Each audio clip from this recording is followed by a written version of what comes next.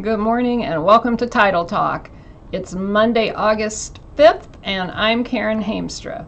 We have some exciting new books for you this week.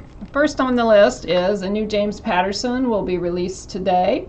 It is called The Inn, and his co-author for this one is Candace Fox. She helped him write 50/50 and Liar Liar. So if you enjoyed that combination, you might want to put your name in for one of our copies of The Inn by Patterson and Fox. Then we have a new Caitlin Dunnett book, Cause and Effect. This one is about a freelance copy editor. It takes place in the Catskills. And the main character is Mickey Lincoln, and she's been drafted to update and correct the script left over from the town's bicentennial as they prepare to celebrate their 225th anniversary. And this bicentennial script is housed at the Historical Society, which is being renovated for the celebration. The renovation reveals a shocking discovery in the fireplace, and that, of course, would be a body walled up inside of it. And just as Mickey Lincoln's investigation seems to have hit a brick wall, a new murder rattles the townspeople. So read about how Mickey and her script lead to the solution of the murder. And there is a really cute little kitty cat on the cover who no doubt is an assistant in the solving of the crime. This is another sort of mystery, Betrayal in Time, by Judy. I'm not sure whether her name is McElwain or McElwain. So Julie, forgive me for mispronouncing your name in one of the two ways. The character in this book, Kendra Donovan, worked in the modern day FBI as a crime investigator. She knows all sorts of modern techniques, but somehow she got transported in time travel back to February of 1816, where there has been a murder of Sir Giles Holbrook, who was left naked and garroted in an abandoned church with his tongue cut out. As perplexing as that crime is, it becomes even more so when strange symbols start appearing on his body during the autopsy. And he was not an average citizen. He was one of England's most clever spy masters.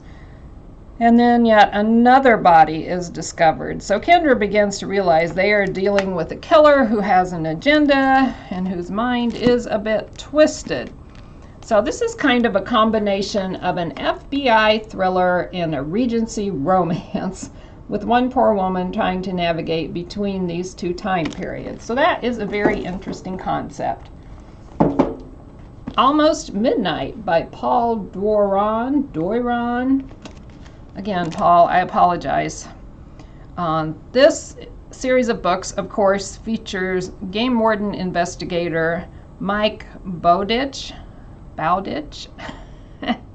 Everybody's last names offer numerous opportunities for pronunciation. Anyway, Mike, the game warden, is on vacation, but he gets a strange summons from Billy Cronk, one of his oldest friends, and a man he had to reluctantly put behind bars. Billy wants him to investigate a new female prison guard with a mysterious past, and Mike feels honor-bound to help his friend. Then he gets a second call for help, this time from a distant mountain valley where Shadow, a wolf hybrid he once cared for, has been shot by an arrow and is clinging to life. He searches for the identity of whoever shot Shadow, but finds himself blocked at every turn. It's just one thing after another, and he's torn between loyalties, and he must respond in the only way he knows how, and that's by bending every law and breaking every rule to keep his loved ones safe and the true predators at bay. Almost Midnight. Once More Into the Breach by Megan Holloway. At last, a name I can confidently pronounce. This deals with a man named Rhys Grabenor, who is a veteran of the Great War, otherwise known to us as World War I. It is, of course, a British-driven book. He arrives in Paris right at the end of World War II, in the midst of the city's liberation, searching for his lost son. He has a worn letter in his pocket that may have arrived 10 years too late, and he is joined by an American ambulance driver named Charlotte Dubois, and they follow his son's trail from Paris to the perilous streets of Vichy, to Lyon, and to the Alps. And he discovers he is not the only one searching for his son. A relentless enemy stalks him across the country and will stop at nothing to find the young man. Reese must unravel the mystery of his son's wartime actions in the desperate hope of finding him before it's too late to mend the frayed bond between them. So it sounds like lots of action in Once More Into the Breach by Megan Holloway. And then Jennifer Ashley has a new book, Death in Kew Gardens. In return for a random act of kindness, scholar Li Bai Chong presents young cook Kat Holloway with a rare and precious gift, a box of tea. She thinks no more about her unusual visitor until 2 days later, when the kitchen erupts with the news that her next-door neighbor, Sir Jacob Harkness, has been murdered, and Li Bai Chong is the primary suspect. Supposedly, Sir Jacob had claimed to be an expert in language and customs of China, but Kat soon learns his dealings were not what they seemed to be. So read how she solves this murder in the gilded homes of Kew Gardens. I'm throwing a nonfiction book into the mix, Searching for Stonewall Jackson, A Quest for Legacy in a Divided America by Ben Cleary. This book can be found at 973.7302. Stonewall Jackson was an interesting person in history. Just from reading the flap of the book jacket, I didn't really know too much about him, except I know someone who gave his child his middle name in honor of Stonewall Jackson.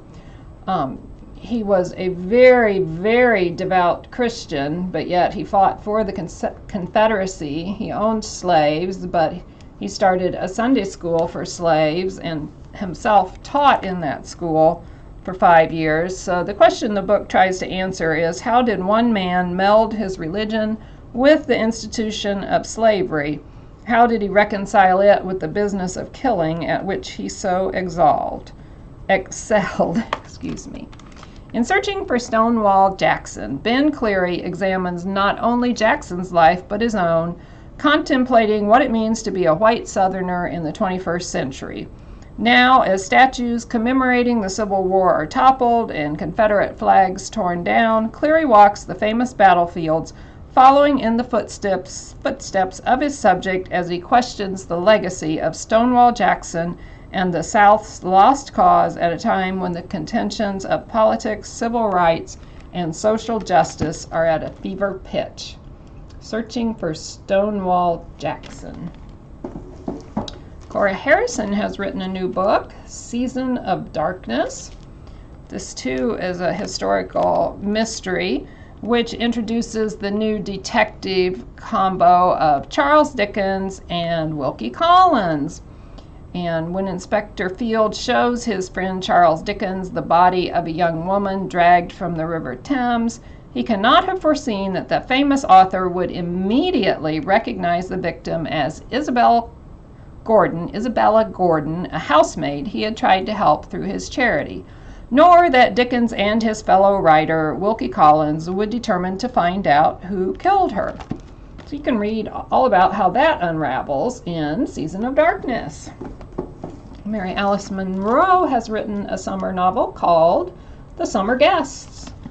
And let's see, it takes place in late August at a beautiful time on the southern coast, except that there is a hurricane coming. So an eclectic group of evacuees flees for the farm of their friends Grace and Charles Phillips in North Carolina. They had been on the Florida, South Carolina coast, the group who flees. They bring with them only the few treasured possessions they can fit in their vehicles. Strangers to all but the Phillipses, they must ride out the storm together. And during the course of one of the most challenging weeks of their lives, relationships are put to the test as the evacuees are forced to confront the unresolved issues they have within themselves and one another. But as the storm passes, they realize that what really matters isn't what they brought with them to the mountains, it's what they'll take with them once they leave. The Summer Guest. Jay Stringer has written Mariah Chase and The Conqueror's Tomb.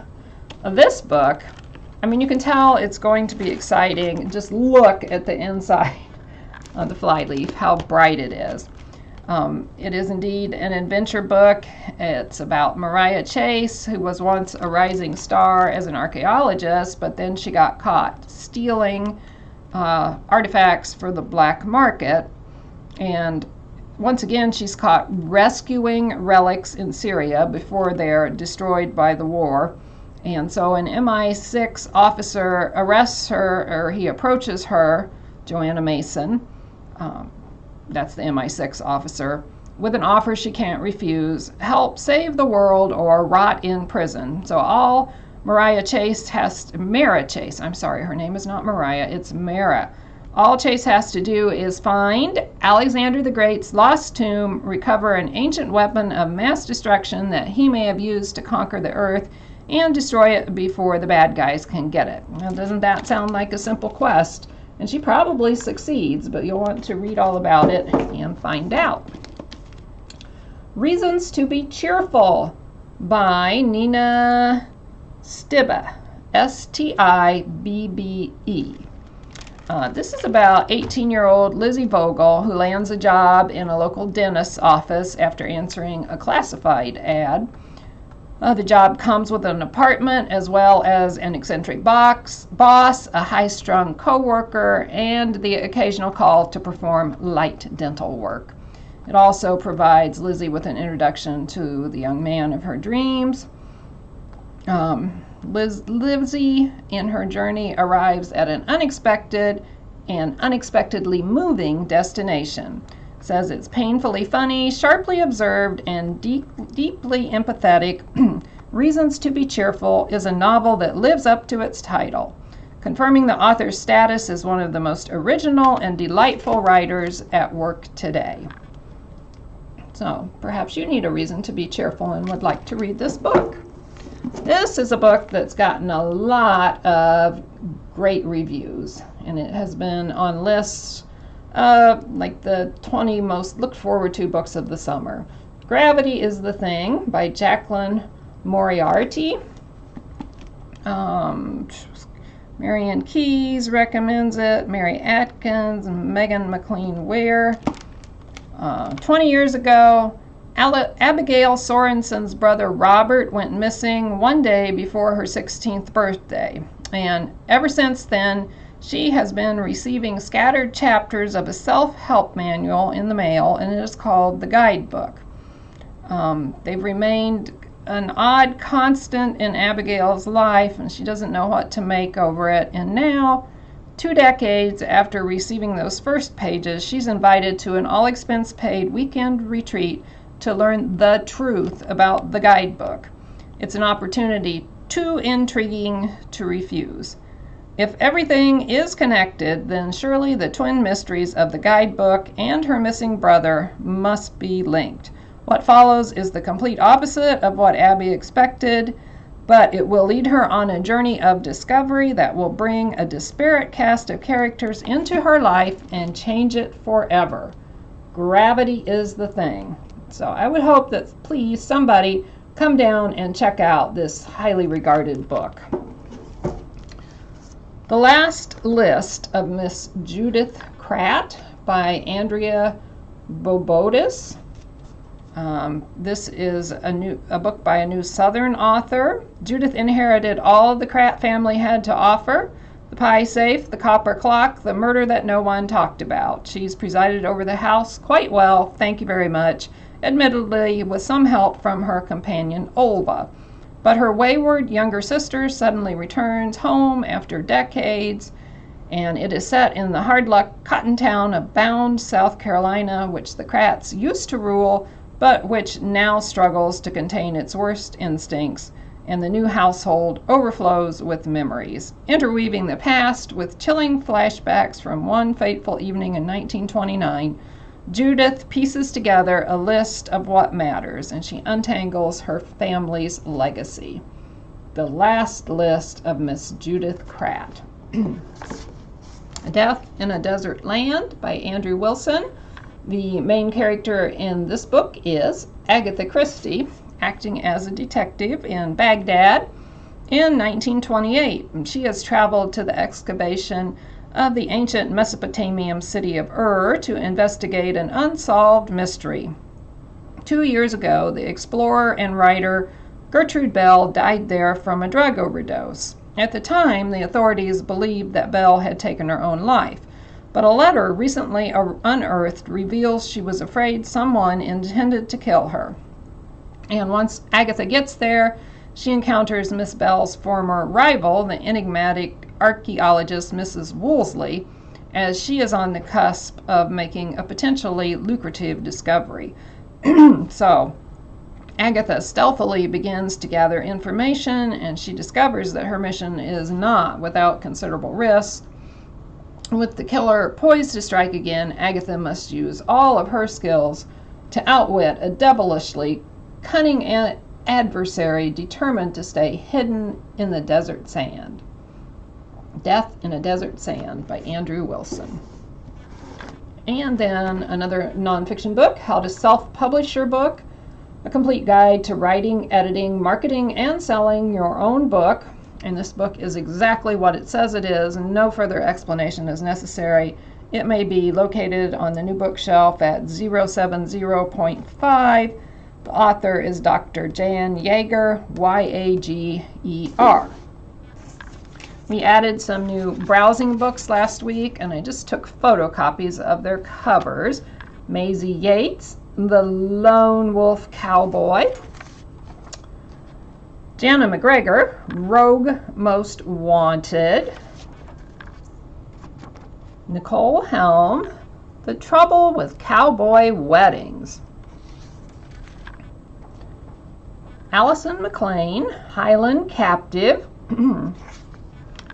And last but not least, Joanna Shoup, The Rogue of Fifth Avenue, which appears to be part of the Uptown Girls series.